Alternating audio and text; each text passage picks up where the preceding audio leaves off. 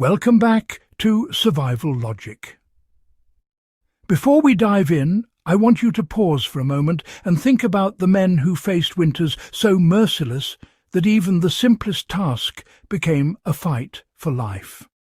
The soldiers on the Eastern Front, in the trenches of World War I, or in the snowbound mountains of Italy during World War II, weren't equipped with Gore-Tex jackets, insulated sleeping bags, or modern camping gear. What kept them alive wasn't fancy technology. It was understanding their environment, using simple materials, and mastering a few critical survival principles that we often overlook today. By the end of this video, you won't just know their story.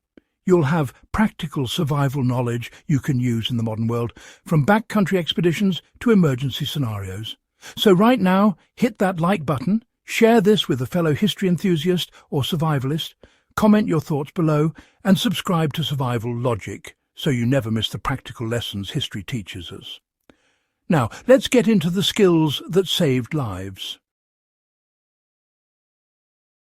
Wool, the soldier's lifeline. For centuries, wool has been the unsung hero of survival. From Roman legionnaires crossing cold European winters to the infantrymen of World War I, wool was valued for one reason above all: its reliability under harsh conditions. It retains heat even when wet, resists flames, and traps air in its dense fibres, creating a natural barrier against wind. Soldiers didn't just carry wool blankets.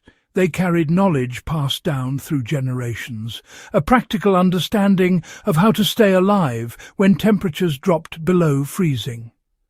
In the trenches, a single blanket could mean the difference between life and death. These men had to adapt quickly, experimenting with how to layer, position and manage their blankets to optimize warmth without suffocating themselves in damp wool. The common mistake and how they overcame it. One of the most common mistakes, even today, is wrapping a blanket too tightly. On the battlefield, this was a critical error. Soldiers learned that heat is lost through three main channels: the cold ground, the wind, and moisture from sweat. A tightly wrapped blanket compresses the insulating air pockets in wool, prevents airflow, and traps moisture against the skin, leading to dangerous evaporative cooling. The breakthrough came when soldiers began thinking of the blanket not as a simple cover, but as part of a dynamic system designed to manage heat and moisture simultaneously. The key was creating an air pocket around the body, a microclimate that the blanket could trap and maintain, giving the body a stable layer of warmth while allowing moisture to move outward. Soldiers perfected a method that remains practical today. First, they addressed the cold ground. Before lying down, they would lay pine boughs, straw, dry leaves, or even spare clothing underneath themselves. Anything that could create dead airspace between the body and frozen earth was used. Then came the blanket. They would spread it flat, lie on it, and pull it loosely over their body, leaving enough loft to create that crucial air pocket. The ends would be tucked under the feet without compressing the wool.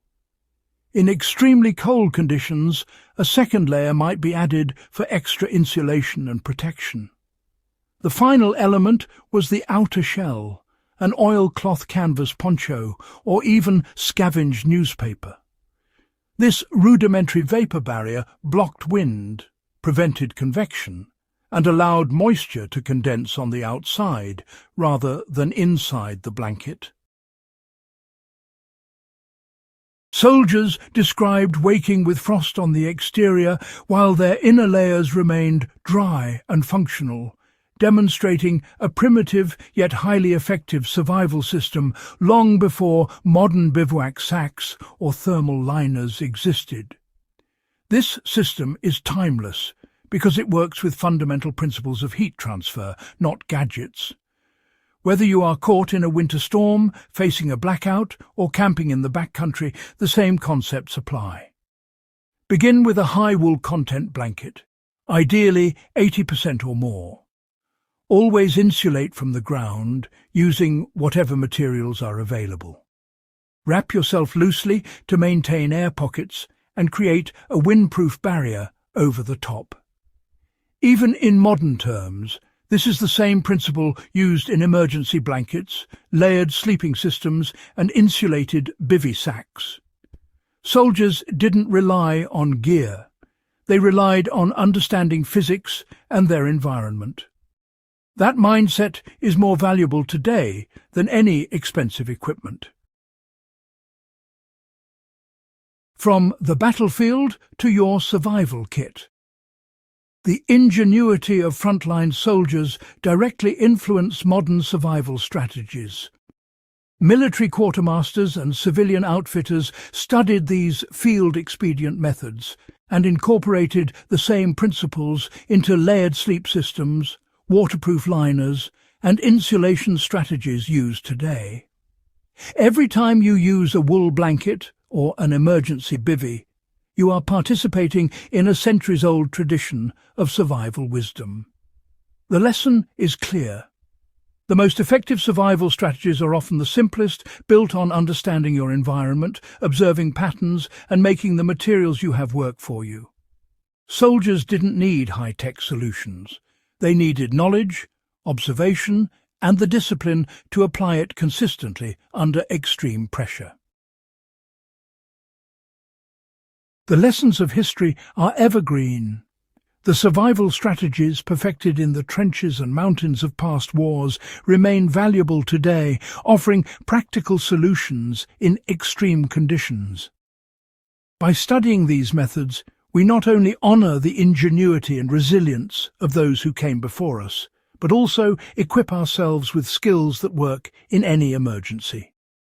If you found this deep dive into historical survival techniques valuable, make sure to subscribe to Survival Logic. Share this video with friends and fellow enthusiasts, and leave your thoughts in the comments below.